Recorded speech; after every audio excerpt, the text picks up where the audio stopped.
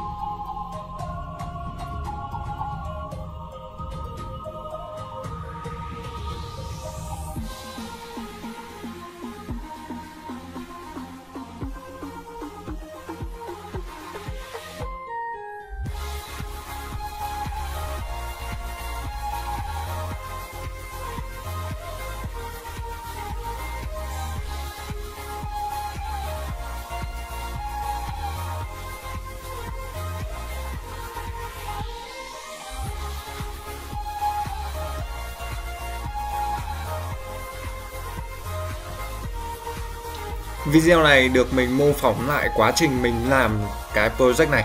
Đó. Nếu như bạn nào có phần nào nhanh quá chưa theo dõi được thì mọi người có thể dừng video lại hoặc là tua chậm lại nhé. Toàn bộ phần sau code thì mình có đẩy lên GitHub. Đó. Mình có để link ở phần mô tả, mọi người có thể theo dõi nhé.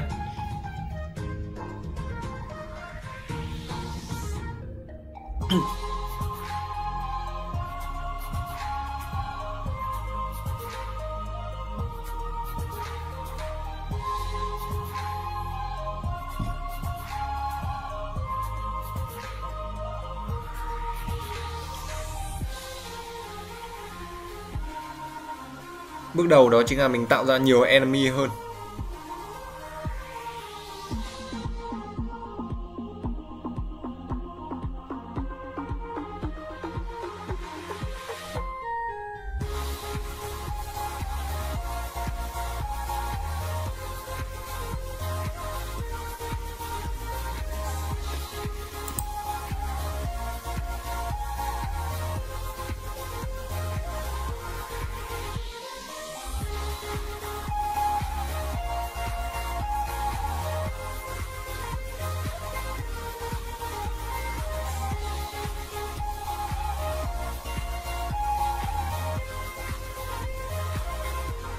Thực ra thì cái bước này cũng không phải quan trọng lắm, đấy chỉ là mình cất tầm lại cái game dựa trên cái template FPS multiplayer từ buổi trước thôi. Đó. Bạn nào chưa xem video từ buổi trước thì mọi người có thể xem lại những cái video trước của trong series nhá. Link mình cũng để dưới phần mô tả luôn. Bây giờ thì chúng ta sẽ cần thêm Unity Transport. Bạn nào chưa biết Unity Transport là gì thì các bạn sẽ xem lại video multiplayer Let's Code cho mình nhé. Mình cũng để trong series luôn.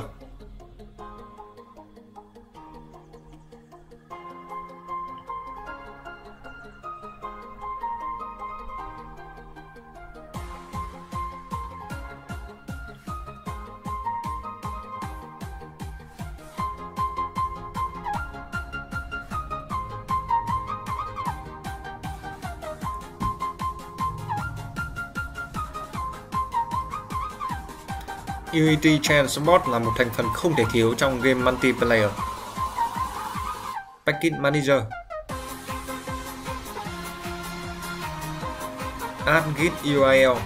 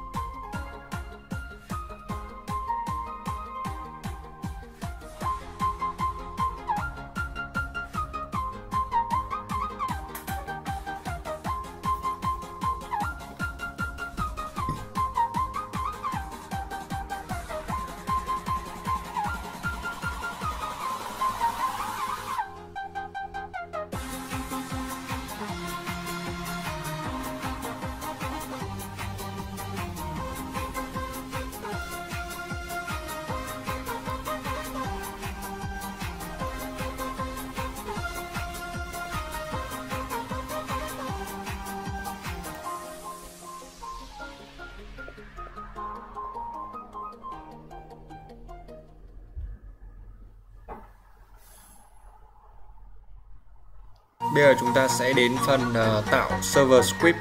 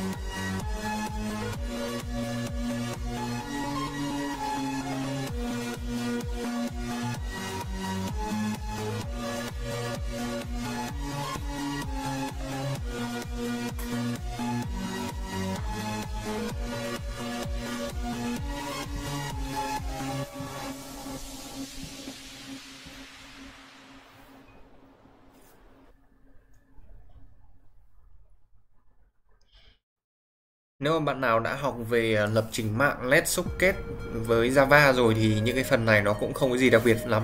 Đó, đây chỉ là mình tạo một cái kết nối socket này và open port, đó, connect.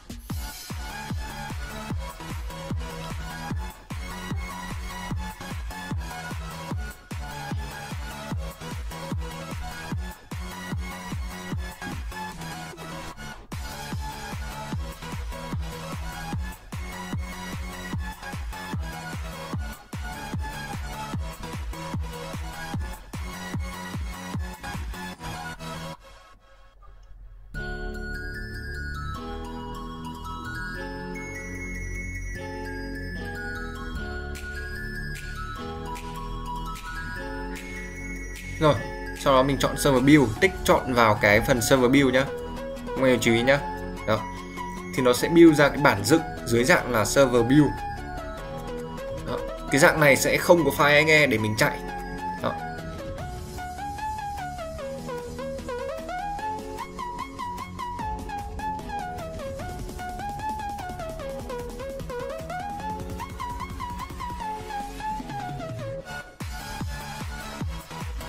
New folder này, tạo ra một folder tên là build.